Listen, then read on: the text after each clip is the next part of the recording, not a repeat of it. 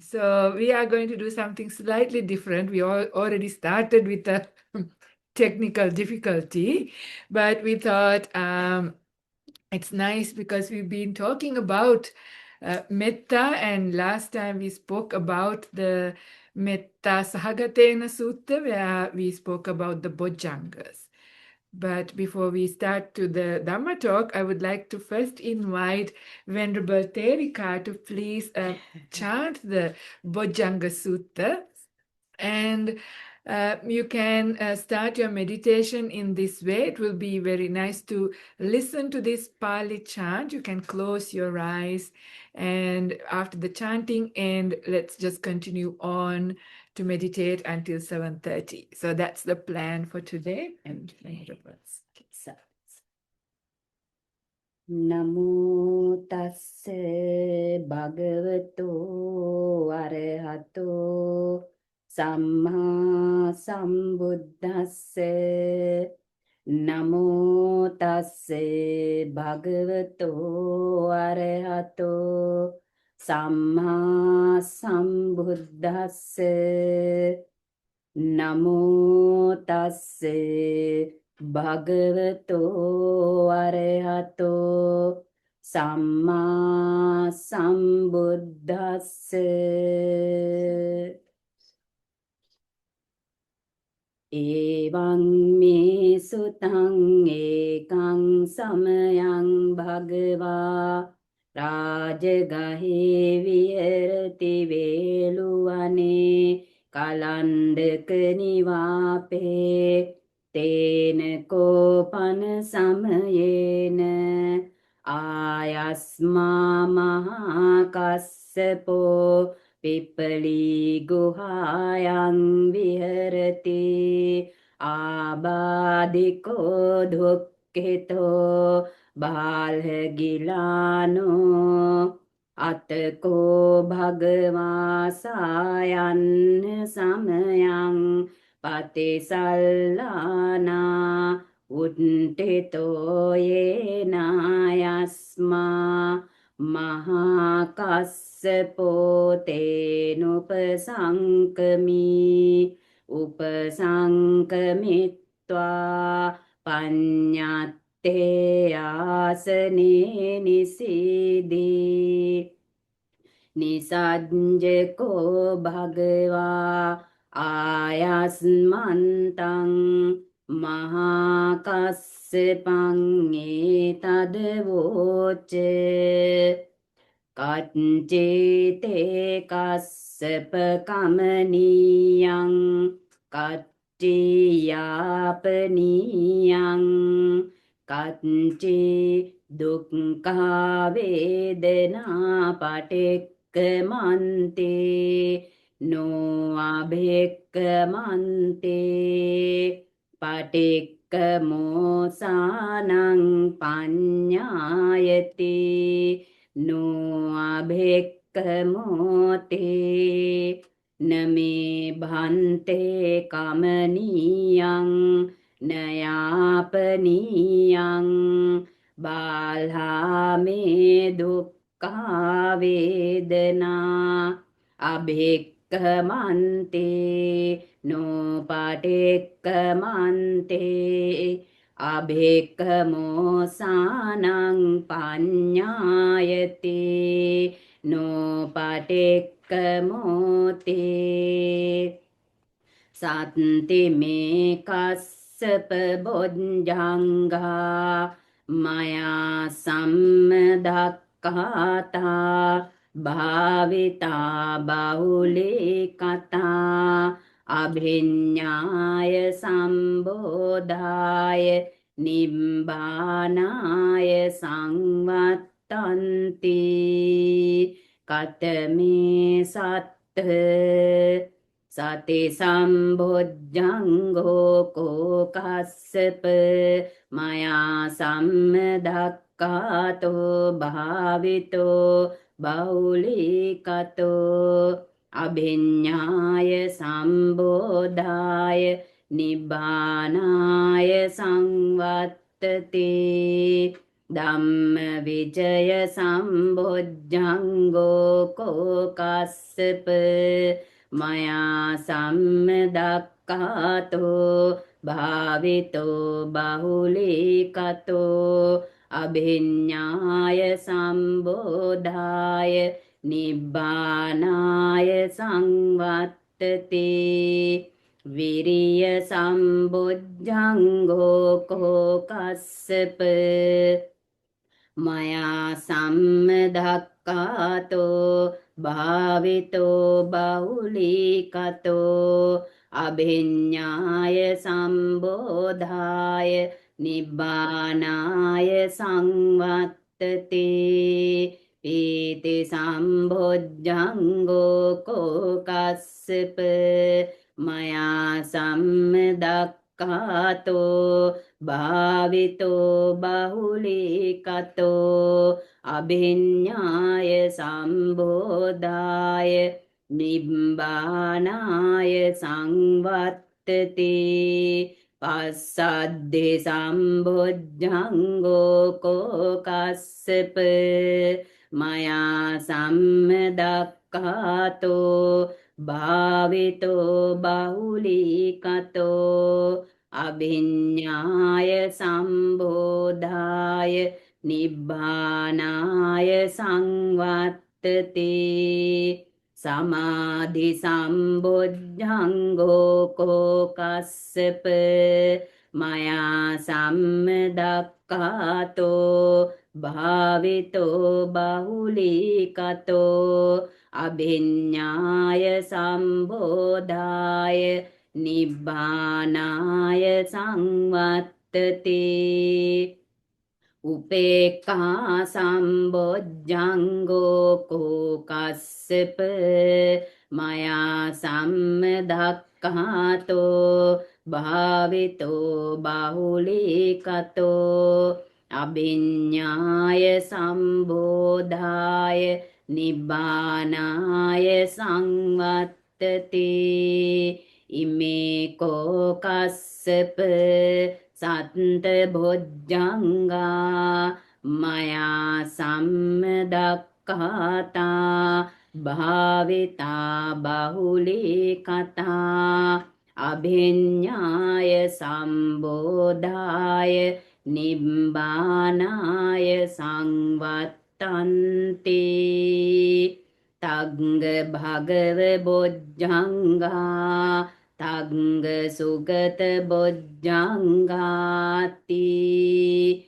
ඉදම වෝච භගවා අත්ත මනෝ ආයස්මා මහා කස්සපෝ භගවතෝ භාසිතං අභිනන්දී උත්තාහි ඡායස්මා මහා කස්සපෝ තම්මා ආබාධා තථා පහිනෝ ඡායස්මතෝ මහා කස්සපස්ස සෝ ආබාධෝ අහෝසීති.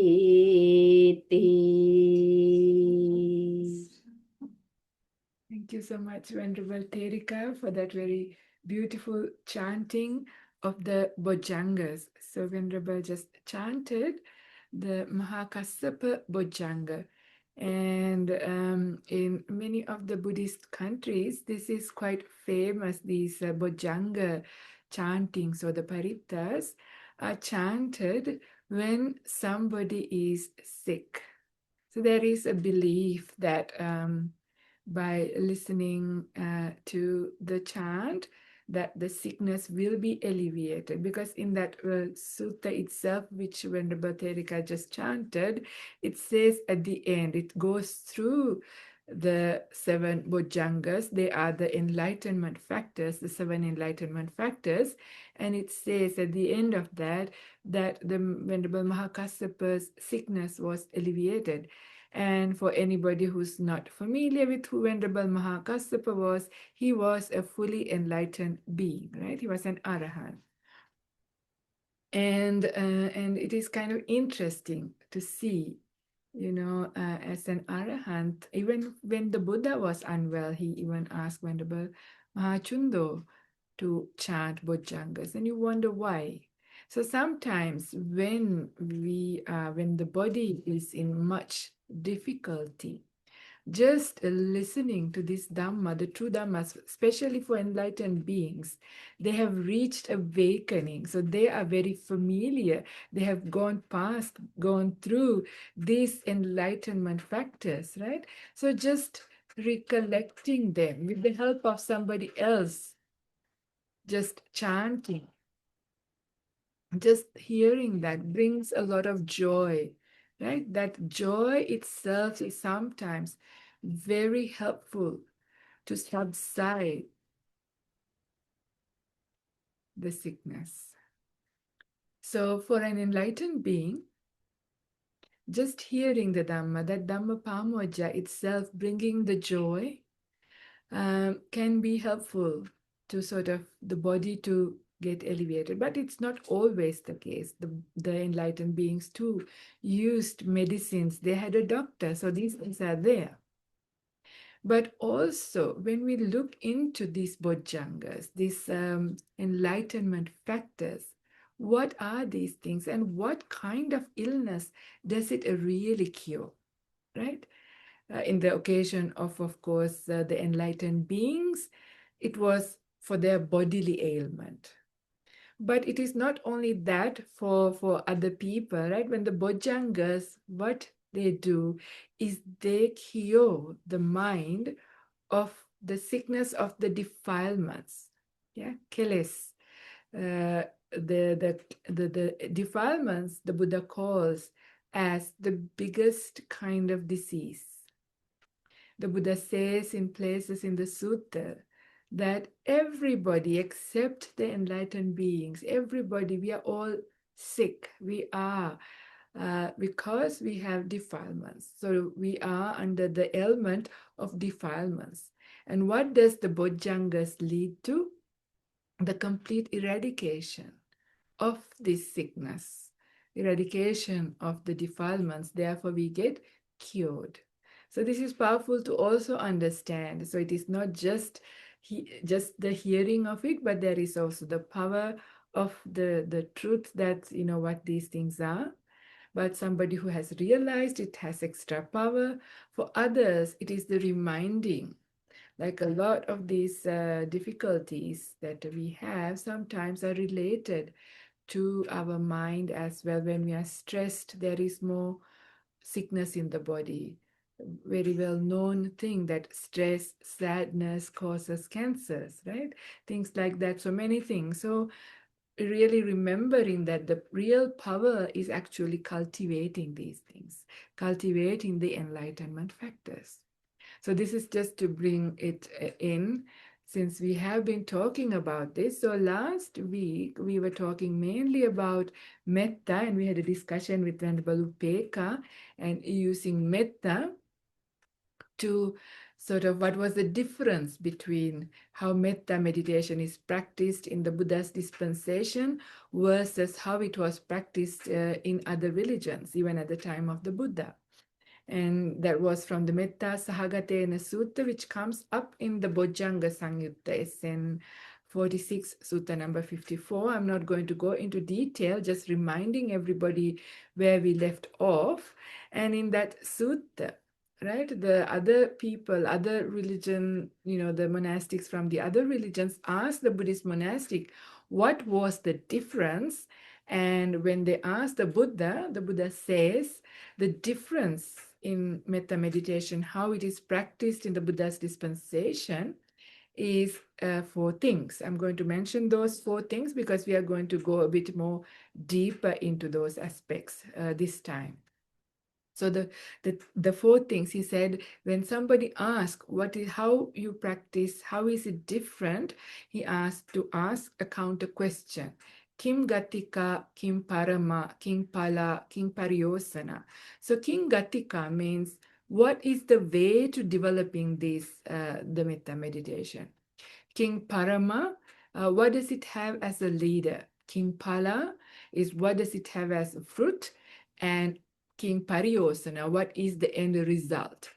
And in there, King Gatika, it is, the Buddha says, the way to develop metta meditation in the Buddha's dispensation is way of developing the 7 Bhojjangas, so the 7 enlightenment factors. And a couple of days ago, it was the new moon day, and we had a Dhamma talk here, and people in the room actually requested to speak to that. How do you actually develop metta meditation so that the 7 enlightenment factors develop? So I'm going to say a few of those things that I mentioned before because we do need to hear the Dhamma again and again, but I'm going to go further than that, what we did last time. So there will be something new to those of you who have heard some of these a couple of days ago. So so there are 2 aspects I want to say that I will be talking about how metta meditation is developed using also in a way of cultivating the Bhojjangas all the way to deep meditation, and also how metta meditation is developed all the way to enlightenment. So what happens? How does it change? What do we do so that we can go all the way? Because this is what it said in that Mettasahagatenasutta, but also in the Karunika. In all of these suttas, the Buddha says the end product, where do you reach as you practice metta, is full enlightenment. And if you happen to fall short just because your practice hasn't grown to the full extent, then you will end up in the Brahma realms as an anagami. And from there, you will still reach enlightenment. So it's really powerful. It's a really powerful practice. But how do you do that? Yeah, this is the important thing. And the difference is that, in most people outside of the Buddha's dispensation, and some Buddhists also mistakenly meditate, do metta meditation in the kind of not exactly how the Buddha intended it to be. And that is just only stopping at radiating metta, right? Radiating metta. But the Buddha says not to stop there, but then from there onwards, it turns into insight practice, to vipassana. So this is how full enlightenment becomes possible. And also it is really nice to understand, where does the Bhojjanga sit in this practice, right? In the Noble Eightfold Path. Where are the Bhojjangas? So the Bhojjangas come up between Samma Sati and Samma Samadhi. So this is really interesting to see, because it is not just in the day-to-day life, in the ordinary kind of stages, but when the mindfulness is quite well developed. The Bhojjangas is what actually brings the mind to Samadhi. As Samadhi is coming up, you will see the Bhojjangas coming up. And it continues to be there, taking you all the way to enlightenment as well. So before mentioning just the Bhojjangas, just reminding everybody something that we have mentioned many times. In the meditation psychology, how does meditation work? And this comes up in so many suttas. One of them that comes to mind is the Nachetana Karaniya Sutta, which is Numerical Discourses, book 10, Sutta number 2. It says, right, it has these factors. You start from non-remorse, and when the mind has non-remorse, it has gladness. And from glad mind, the Buddha says you don't have to exert any will. The mind goes into rapture, piti. And from rapture, it goes to tranquility, passaddhi. From tranquility, it goes to sukha. This is happiness. And then from there, it goes into samadhi. So that is the meditation psychology. So there itself, all those things, uh, piti, pasadi, sukha, and samadhi. Those four are parts of the Bhojjangas already. So you can see they are in the meditation psychology starting. So it shows how, this is close to getting close to meditation. So they span between right mindfulness and right stillness. So it is interesting now to understand how do we direct our meditation in this way using metta as an object, where many people are very familiar with breath meditation, and some people also do metta meditation, but sometimes we may not be directing it exactly in the right way. So this is where people are asking, how do you develop metta so that the bojjhangas can be developed? If you are doing it in a way that it is directing to deep meditation, it will happen whether you direct it or not. This is just to understand, right? This is just to understand, and this is also to use some of these factors a bit earlier as well to prepare the mind, and then they develop into deeper aspects as we um, get deeper in our meditation. So in the beginning, to prepare our mind, right? So in order to bring, what is the metta? So the Buddha says the metta in there, that King Parama, that is, what does it have as the leader? And the Buddha says the sign of beauty. So the sign of beauty is what leads metta meditation. It's an important point, right? It is really important to remember this. So how do we develop a perception of beauty? Because that's the leader that leads our meditation. So the beauty develops when we see good qualities, isn't it? Because if we see bad qualities, fault-finding mind, that is the opposite, right? So in order to have beauty, to build up a perception of beauty, first of all, we need to see good qualities. So we need to see the good qualities in the people, in humanity, right? Because the Buddha says the way to develop metta is to all beings, either to all beings, or you can also do it into the 10 directions, that is 8 directions on the side and up and down. So that means just to everybody. So this is how the Buddha instructed how to do metta meditation.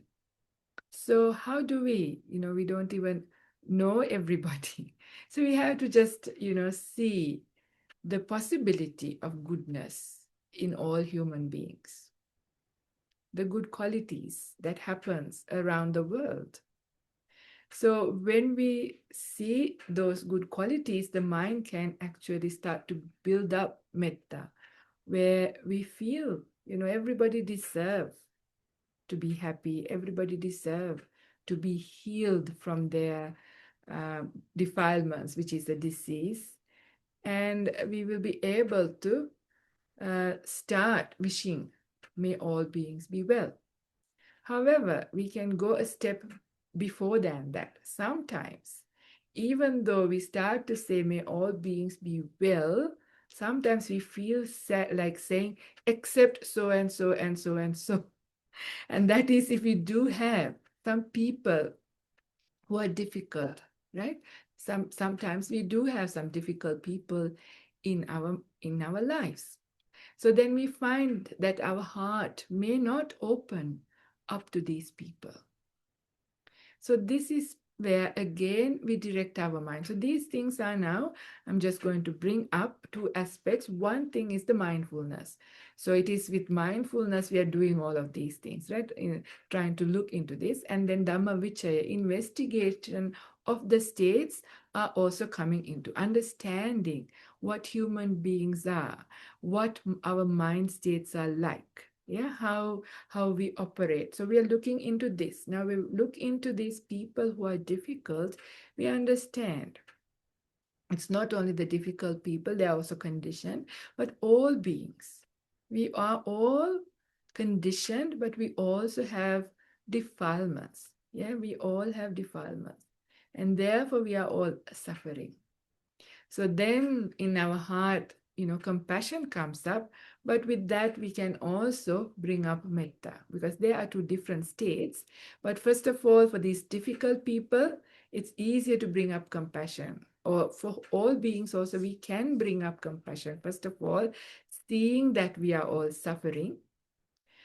But then when we need to turn it to metta, then we see, yes, we are all suffering, but we also have the potential to grow out from this suffering. This is why there is this beautiful path described by the Buddha where we can transcend all these defilements. So therefore, we can just reflecting the nature of suffering in the world, but also the potential for awakening, potential of the people's goodness when we focus like that. So we will be able to see, all beings, sometimes good, sometimes bad, sometimes do the right thing, sometimes do the wrong thing. But we all, have this potential for awakening and to be happy. We all deserve to be happy as well, to be free from all suffering. So those aspects we can do at the very start of a sit, just to remember, so that it gets rid of that difficulties. If we have any difficulties, to open up our hearts into some people, but also it also neutralizes if we have some strong attractions to other people. We just sort of see all beings having these both potentials, that suffering, but we can awaken, but there is also the good qualities. So bringing up slowly the good aspect, the sign of beauty, that is when that friendship, right, the kindness, the care, a form of very sweet form of affection springs up in our heart, so that we can really say, may all beings be well, or may all beings be happy, or sabbe satta bhavantu sukhitatta, so sukhi. So like to may they be well, may they be happy, is the sort of the kind of mind, or the way that we direct our mind. So that is the object. That is the object is the beings, but this is how we direct our mind. So that is how we build up, but it is important. So as we build up, what we see is the beauty in ourselves and other people, and we cultivate metta. So in order to get there, we used two aspects. So we used that mindfulness and Dhamma Vichaya at a very primitive state, right? This is not the very powerful state, but this is just an early state. We can still use it. And based on that, as we are doing this, we also, as we see the difficulty, energy comes up, virya comes up, because when we see the reality of these things, the big, the problem, all of these things, the energy to practice comes up. But as we are getting one pointed into this, may sabbe satta bhavantu sukhitatta, may all beings be well. So the idea is the mind just gets into one thing. That's the only thing that the mind actually goes again and again. You bring it up. So this is this vitakka and vichara. So like the breath, instead of the breath, now we always bring up this contemplation. May all beings be well. So as we keep the mind on that contemplation, the mind starts to get settled down, become very still. When we say it settles down, what gets settled down is the hindrances. I think during one of the talks during this series where we were talking about metta, we spoke about the power of metta to subside all of the five hindrances. I also uploaded one of the talks given by Ajahn Brahmali to this effect, right? So we know the power of metta because, in brief, when there is this affection, this powerful metta in the heart, there is no possibility for our mind to go into sensuality. Sensuality we have when we are suffering. But when our heart is filled with affection, with metta, no possibility. And then, of course, metta is the direct antidote to anger and ill will. And also, we can see when the heart is filled with metta, we cannot be sleepy and slothful, right? It is very bright and uplifted. And also, there is no chance for restlessness to be there because one mind is now one pointed on this one thing. And that is this wishing, may all beings be well. And doubt also departs because we understand, we are getting closer and closer to understanding the Buddha's teachings. We have no doubt about his teachings. So, just to say that, metta has extreme power to subside the hindrances in a very, very strong way. And on top of it, it also has this sign of beauty. So the Buddha says, even when you get into the deep meditations with metta, the metta jhana, the third jhana from based on metta is the highest form of happiness that can be experienced. So kind of interesting. So anyway, that's just a side point. So as we get one pointed, as the hindrances subside, the mind starts to have its natural energy. Our minds are very, very powerful, full of energy. But what happens is these hindrances is what takes away the energy of the mind. And this is where we feel in day-to-day life the exhaustion. But as the mind gets really one-pointed, the natural energy starts to come. So before, when we first started, the virya was from inspiration, either seeing the problem or inspiration to do the practice. All of these things was the energy to do it. But at this point, now it's the natural energy of the mind coming up as virya. So from this point onwards, the metta is now there. Actually, it becomes like, people who have been meditating for a long time knows that it comes to a point even with breath meditation. All meditations after a point becomes more or less the same. The rest of the stages are pretty much the same. So this is where if you know Ajahn Brahm's usage of words, he calls it the beautiful breath, if it is breath meditation. Even with metta meditation also comes to that same kind of place where before there was some kind of effort put in, or a little bit of willpower, or your engagement, your intention was there to keep that metta meditation, that mindset, like may all beings be well. So it felt like you were doing it at the beginning. But when the hindrances are subsiding, when the mind is gaining its energy, it becomes as if it is happening by itself from outside. It's as if you are watching and this is now happening. It's quite a beautiful state. This is where quite a lot of interesting things starts to happen. Even this is where sometimes for some people, even the lights of the mind, which we call like nimittas, can start to come up. Joy, so rapture is now starting to come up. So the energy is now the mind, the energy of the mind is now rising because the hindrances are going down. The natural energy born from the mind being free from the hindrances, that is the piti. So as the mind is experiencing piti, so this is a very different kind to what we normally think as piti, right? So this is the meditative kind of just the being free, right? Free of hindrances, hindrances going down, not completely free yet. Hindrances are going down. And as a result, we are experiencing piti. So then our mind really is uninterested in anything else. We are really very, very getting closer to being very one-pointed. And at that point, that is when the kaya passaddhi starts to happen. So that is tranquility of the body, because the body then starts to fade away. We have no interest in the body because the mind is now getting more and more absorbed into piti and getting very one-pointed. And it's still that may all beings be well is still in the background. It is happening. And the sign of beauty is there. It's a kind of, all of these things are there. It's like you are in a room which has all of these aspects, right? All these things are there, and you're there and you're watching. You're mindful of these things. The mindfulness is very heightened by this time.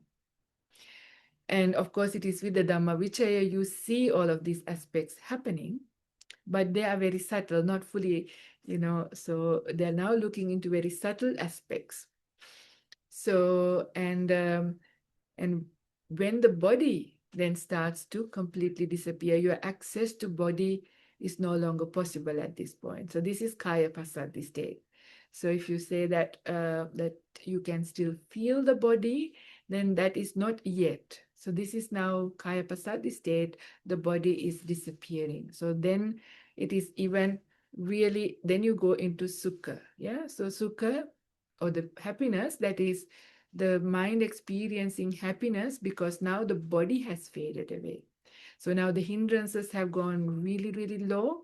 And this is the happiness of being free from a body.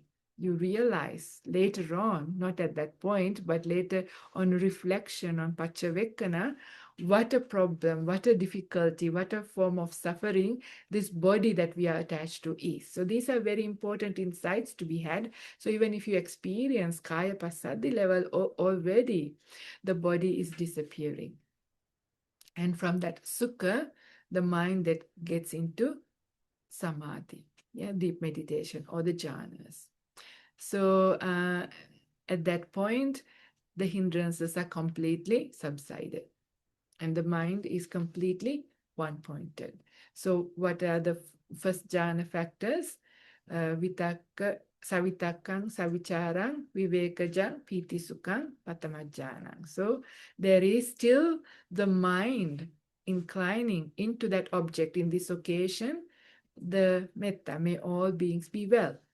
But it is not coming, it doesn't feel like it is coming from us anymore, but it is still there in the background happening. With that beautiful sign of beauty is there. There is also brightness by now. But also the mind is very, apart from that, it has now started to have that really incredible levels of piti, different to the rapture that we experienced before. So now it is the rapture or piti of the jhana. So here we can see quite a large number of the Bhojjangas. So we started with the sati, which is mindfulness. We had investigation of the states in the beginning to get inspiration. And then there came the virya, the energy, and we saw piti coming up, tranquility, and sukha, and some in the Bhojjangas, it's samadhi actually. And then if we continue on, it will go into, we can develop all the way up to fourth jhana, which is upekkha. But the interesting part is now, when the hindrances are completely down, this is when the real strong radiation of meditation happens.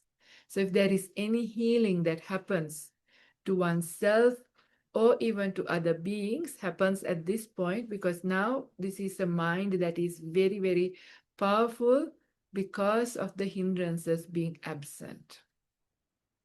So this is also where we were talking about that in the Buddha's dispensation, the main purpose of developing metta, he mentioned, was to heal our own defilements, right? So it is directed at our own mind. It is our own mind which goes and have a friction with outside, right? This is how anger and ill will and negativity usually springs up, because metta is an antidote for this. But when our so metta meditation in the Buddha's dispensation is directed at healing our own heart. So now our heart is starting to heal because we are coming from that understanding. We started by understanding, right? View was used, right, to see the conditionality of human beings, the suffering that is there due to the defilements, and all of that is there. But now with this really powerful mind, very one-pointed mind, now investigation of states starts to happen again, right? So again, it is very powerful to see, the mind has now changed. Even your own heart, the hindrances are not eradicated yet, but they have subsided. So the energy goes into another level. So for many people and people from other religions also, if they reach a really powerful state, radiation of metta, and that is where they stop. So metta meditation is normally known as a samatha meditation, and that is just bringing mind into stillness, right? Deep meditation. But all of those samatha aspects then can be turned into insight. This is the real power and the real difference in the way the Buddha taught. So this is interesting. So we saw the Bhojjangas developing, and we brought the mind now. We saw how the mind can get into deep meditation up to jhanas.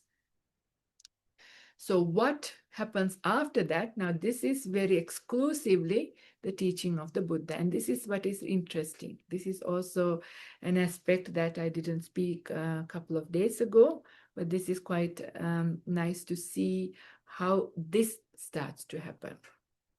So before I go into what we do, I want to bring up a very interesting little sutta, just a little extract from a sutta, but I'm going to read. I actually read this sutta not long ago. This is the sheaves of barley. This is in the our Pali Nikayas. It is in the Salayatana Samyutta, chapter 35, sutta number 248, one of the last suttas there. So, but maybe I will read the whole sutta. It's not that long, the Chinese version, just because I want to bring home a very important aspect of what is happening. Right? In this one, I will just read out. Thus have I heard. At one time, the Buddha was staying in the Gokulam of Kusinara. The Blessed One said this to the bhikkhus. Monks, suppose a sheaf of barley were placed at 4 ways crossroads. 6 strong men come along carrying clubs and strikes that sheaf together. In a moment, the sheaf is crushed. Then a 7th man comes along carrying a club and strikes it again. Monks, what do you think? When the sheaf is struck by 6 men, and then struck again by the 7th, it will be thoroughly crushed. The bhikkhus replied to the Blessed Ones, Yes, Venerable Sir. The Blessed One said, In the same way, the uninstructed ordinary person is beaten at the eye sense by agreeable and disagreeable forms, beaten at the ear sense by agreeable and disagreeable sounds, beaten at the nose sense by agreeable and disagreeable smells, beaten at the tongue sense by agreeable and disagreeable taste, beaten at the body sense by agreeable and disagreeable tactile sensations, beaten at the mind sense by agreeable and disagreeable mental objects. If that uninstructed ordinary person intends or longs for future becoming, for rebirth, then just like the sheaf struck again by the 7th club, that foolish person is even more thoroughly beaten. Just reflect for a moment our day-to-day experience. This is how we receive the world, right? Through our eyes, ears, nose, tongue, body, and mind. We are constantly contacting, making contacts. Some of these contacts are pleasurable. So those we like. Greed comes up. And some of the contacts are disagreeable. Dislike comes up. Want to get rid of. And others are neutral. And no big deal with those. We are still deluded, thinking it is I who is experiencing these things. So there is that delusion behind the neutral contact or neutral feeling. But just to bring the idea, even how anger and ill will comes up in our heart is based on what we contact. Love and like comes up, the greed comes up, also based on this. So with metta meditation, as we were developing, how we used to guide our mind. The contacts that we are having are the same, but the way we direct our mind into, or how we project into that, how we are trying to hold it or respond to that, what we experience, did change during our metta meditation practice. So just to remember that this sense basis and contact, I'm bringing this because we are going to use some of these and as we turn into insight practice from the jhana.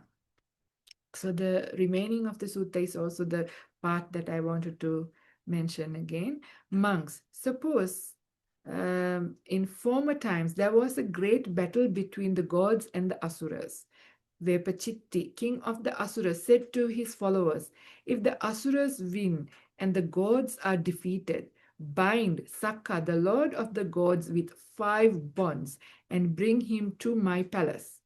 At the same time, Sakka said to the gods, if the gods win and the Asuras are defeated, bind the Asura king with 5 bonds and bring him to the gods' hall. In that battle, the gods were victorious, and the Asura king Vepachitti was bound with 5 bonds and placed before the gods' hall.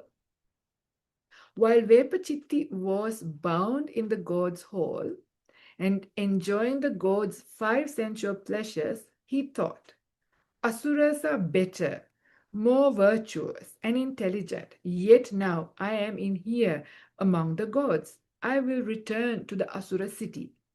When he thought this, he perceived that the 5 bonds were loosened. When to the Asura city. When he thought this, he perceived that the 5 bonds were loosened and the god's sensual pleasures vanished. Yeah, I think this translation has a little bit of a issue, but I will, instead of reading this, I will mention what happened was when he wants to go back to where he's coming from, his own people, Asuras, his bonds became tightened. But whenever he thought gods are virtuous and, this to be there is beautiful, his bonds became loose. Right? This is what this simile was about. So when that was said, the Buddha says, monks, the bonds of Vepachitti were very subtle. Mara's bonds are even more subtle. When the mind wavers, Mara binds it. When the mind is unshaken, Mara is released. Therefore, monks, cultivate an unshakable mind. Train in right mindfulness and right wisdom. So this is just the Chinese version because it says it's just about way of wavering and not wavering, like shaking mind and unshakable mind. It also comes up in the Pali version, and Pali version even has a longer part. It talks about this shaking comes because of conceivings, the conceiving that I am. What I am is a conceiving. I shall be, or I shall be not. I shall consist of form. I shall be formless. I shall be percipient, or I shall be non-percipient. All of these things are how we perceive ourselves or create a sense of self, right? So this is the problem. Just think for a moment. Just like Vepachitti, when it comes to us, we are not asuras, we are in the sensual world, right? We are human beings in the sensual world. Whenever we think about the delightful, sensual things as delightful things, right? Tantalizing things, and we want to experience them. We are bound by the Mara, bound into samsara, bound by this sticky glue called craving. Right? And the moment we incline our mind towards the Dhamma, building up the Bhojjangas, to letting go of the sensual world, then we are actually free. In the same way, just how we direct our mind, right? Ayoniso manasikara binds us. This is the Vepachitti thinking about going back to being an asura. Yoniso manasikara, it's inclining towards awakening, to being free, to being released from these things. And we in the day, just this is very powerful, even in a very practical way for our life. Isn't it true? Like when we really, really want something, when we crave for something, we feel stuck. It's a painful state based on that wrong way of directing our mind. We're stuck. We are in the Mara's realm. When we realize, actually, this is a problem, there's these dangers, we think about this, it is only, those experience, even if it is something really nice, a pleasurable experience, that too passes. We understand the conditionality of these things. When we incline our mind into understanding the conditioned nature of all of our experience that we so run after, we run after the pleasurable and run away from the painful. But when we start to see the conditionality of just feeling is born from contact. And contact itself is born of conditioned things. Right? So then when we see the conditionality of these things, we are able to sort of let it go. So when letting go happens, we are actually free from that. And even normal day-to-day life, we have experienced this. It's kind of nice to see whenever we feel like we are bonded, we are suffering, like we are tied down, understand freedom is also there just by shifting our mind, just like what happened with the Vepachitti. The moment he direct to, Asura world, he's tied down. The moment he direct his mind to the Deva realm, he was free. This is just a simile, but it is powerful practice. I brought this in also to bring up a very subtle point to us what happens even at deep meditation, right? So we stopped our previous discussion using metta meditation, developing Bhojjangas, and bringing the mind into deep meditation, to jhanas. So what happens before our enlightenment is we can also, if we still have large amount of wrong view and wrong understanding, which we do up until enlightenment, we will take this jhana is me. I am the one who experienced this. And I want jhanas in the future. I want to be in jhana. All these kinds coming from the sense of I, right? Because when the sense of I is very sticky, it is so, no matter how much intellectually we know, it's still there. Yeah, it's still there in a beautiful sutta. There was a anagami called Kemaka. He was telling it's like once you wash your clothes, there is still the smell of the washing powder. Like that, the sense of I is still there even for an anagami. So it's very sticky.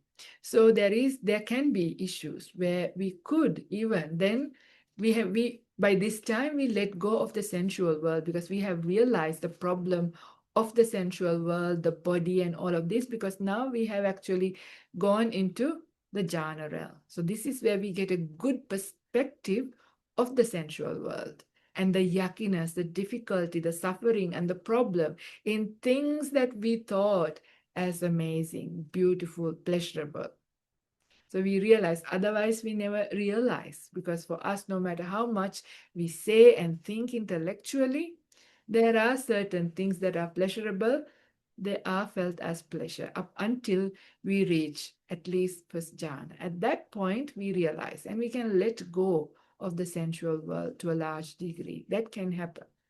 However, then we might hold on to this jhana realm. And then we still are in samsara, bound to samsara. There is still conceivings that I shall be, this is mine, I'm made up of this. All of that still can come up. So this is where now we are directing the mind into insight practice, again with that strong mindfulness. So sati sambojjhanga is there.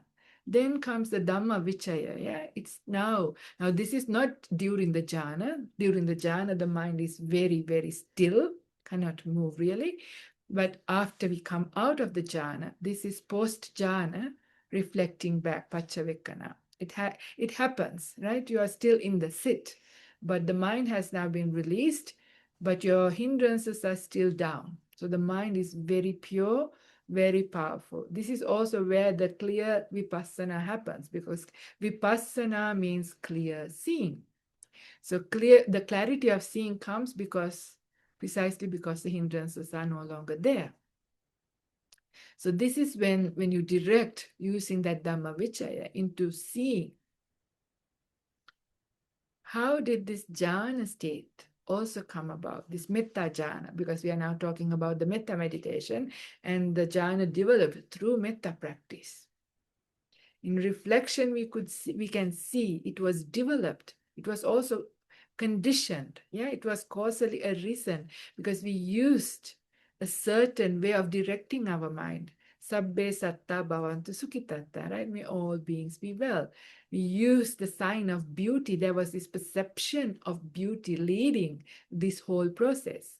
And we can see, because that powerful Paccavekkhana can go back into all how the mind developed, right? You can see how the mind became one-pointed, all the other aspects coming up, all of these, how each conditioned the other, how all of these things, and how this state that we experience as incredible forms of pleasure, because there is piti and sukha, even those feelings are still made of mind contact, right? It is still conditioned. Sankatang olarikang paticca samuppannang is one way of looking at it. That means it's made up, it is gross, or it is conditioned.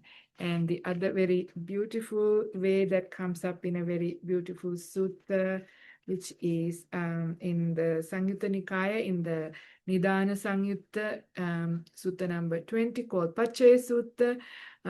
They are called, Sankatang, Paticca Samuppanna, Aniccang, Sankatang, Paticca Samuppanna. Kaya Dhamma, Vaya Dhamma, Viraga Dhamma, Nirodha Dhamma. So Aniccang means even that state, that very powerful mind state, which is also impermanent, because by now you have also come out of it. You're doing post-jhana vipassana now. It is no longer there in that same way, Aniccang. It has changed. Sankata, it is made up. It was made up by those factors, and now they have passed away. So it was made up. Paticca samuppannam, conditionally arisen, mind contact, right? Mind contacting in a certain way. In this occasion, contacting with metta gave rise to that. But all of that is kaya dhamma. It's disintegrates. Vaya dhamma, it fades away, and to non-detachment. And nirodha dhamma, it also ceases. So seeing that conditionality of even that very subtle mind state, then as you see that, it needs a very powerful mind to see that, how the jhanas are conditioned like that. You understand there is no I there, but just the process. You can't pinpoint someone there to whether the feeling was me, can't take, because you see the feeling was conditioned by contact. Was the contact me? Can't use contact as me, because contact is made up of things. And the Buddha says, it's the simile the Buddha gives is, if there is a shadow because of light, right? So if there is an object, when there is light, a shadow is seen. But this shadow was created because of things based on, and that light is also impermanent. That object is also impermanent. So how can you say that shadow is permanent, right? So we can't say like that. In that same way, contact is also made up of things. So you understand there is nothing, everything just goes back to conditions and conditions. And that's all there is. And there is no I to be seen anywhere. So this is one way of directing. There's many possibilities. There are many possibilities at that point, depending on each person's temperament. Some people could see in this way, this is directing the mind into paticca samuppada or dependent origination, which is very powerful. Or you can also take up the different aspects, because even the jhana mind is made up of the five aggregates. All of them are there, and people wonder, where is rupa in the jhana? Interesting question, isn't it? Because our physical body, the gross rupa has disappeared now. But still that experience is based on the rupa, and there is this subtle aspects there. Even the piti is based on that, but also the lights that come up. All of those things are still parts of the rupa loka, based on the rupa, uh, based on the sensual world is the rupa jhanas. But much more easier for without the experience to understand is the feeling aspect there, the perception aspect there, the intention and the volition, and the mind. Yeah, so those are definitely easy to see, but also the aspect of subtle form is there also in the jhana states. So if your inclination is to see the aggregates and see that there is no self there, aggregates as impermanent, aggregates as suffering, again you reach awakening, because you still see it is empty. All of these things, not just the body, now even the mind and these powerful mind states are also just empty of a self. There is nothing to be seen, nobody to be found.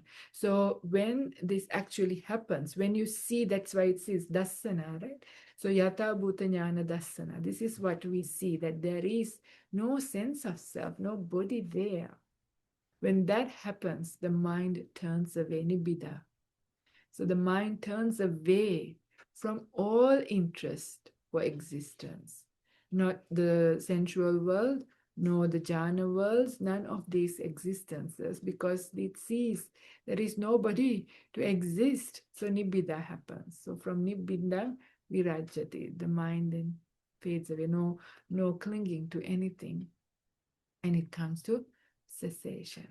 This is just like a map, not to understand. These are not things to be just understood or realized by words, hearing. This is just talking about the map, getting some idea. So we have confidence that this will happen. This is how it will happen. Really, at that time, we don't even have to do it too much. Just having heard these suttas, having heard instructions, the mind will automatically go into that direction if we start with right view, right understanding, right? So this is what usually happens.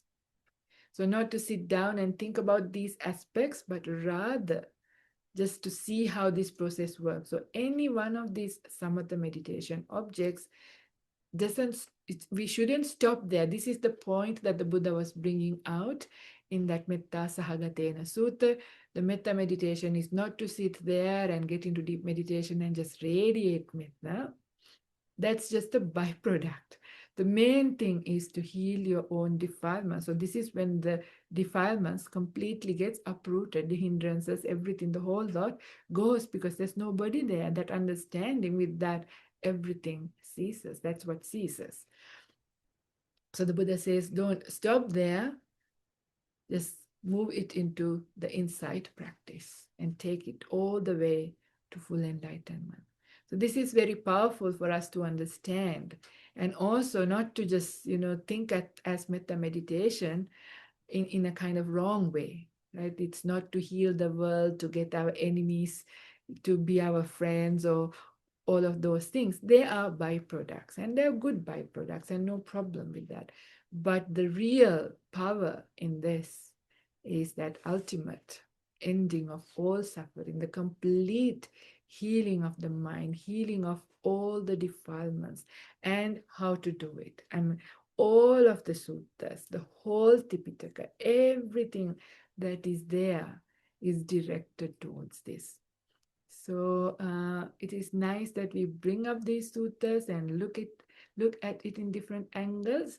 But if any of those things felt too deep for some of the people who are listening, at least remember the Vepachitti simile, because this is something we can apply to our life even day to day. Remember, whenever you are suffering, you feel like a prisoner of your own desires and problems, and see lust coming up, or anger coming up, or anxiety coming up, all of those things coming up, remember, you are now directing the wrong way, ayoniso manasikara happening, and you're getting tied down, bound up by suffering.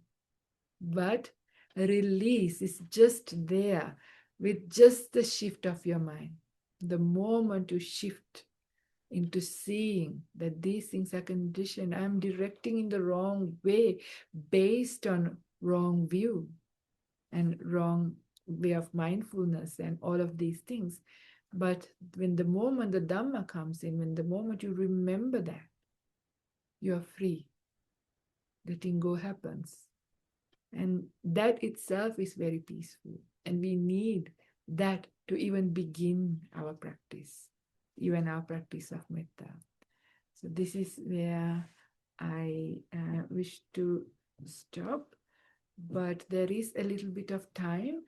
But also, Venerable Therika, would you mind just mentioning, because your main area, you say many things, but how we look into the 5 aggregates as, in a little bit more way of practicing for meditation. If you would like to share, would you mind saying a few words just so that it is complete? Okay. Yeah. According to your Dhamma talks, Dhamma preaching, I heard when you are in jhanic level, you have to convert your meditation to insight meditation. Yeah, your samatha level, you can convert it into insight. Then to do that, you taught us different ways. I would like to share one point. While we were practicing metta, we focused yourself. May I be well, may I be happy. Then we radiated metta to all beings. May all beings be well and happy. Then to convert it to insight, you can realize, you can understand, where am I? Where are the beings? You practice metta for yourself. May I be well and happy. Where am I? You can see the only elements. And you radiated metta for all beings.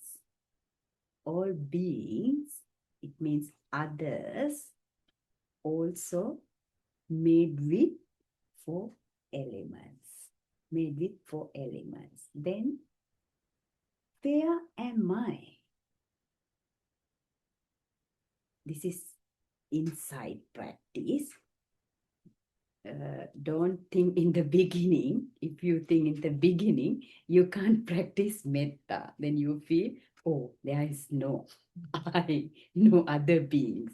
Then how can I spread metta for others and yourself?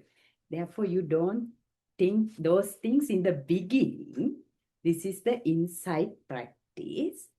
Then when you are in jhanic level, or when you are in the good state of mind, concentration is in good level, then you can see, oh, where am I? Where are other beings? Only elements. This is only the process of elements. Then you will realize, oh, non-self. There's nothing, non-self. That practice help you to realize rupa, to realize body and non-self. Then you can see, I have practiced metta maybe 30 minutes or maybe 1 hour. I radiated metta thoughts for all beings. Now, what happened to your metta thoughts? You have radiated your metta for all beings. End of your practice, what happened to your metta thoughts? Already gone, ceased.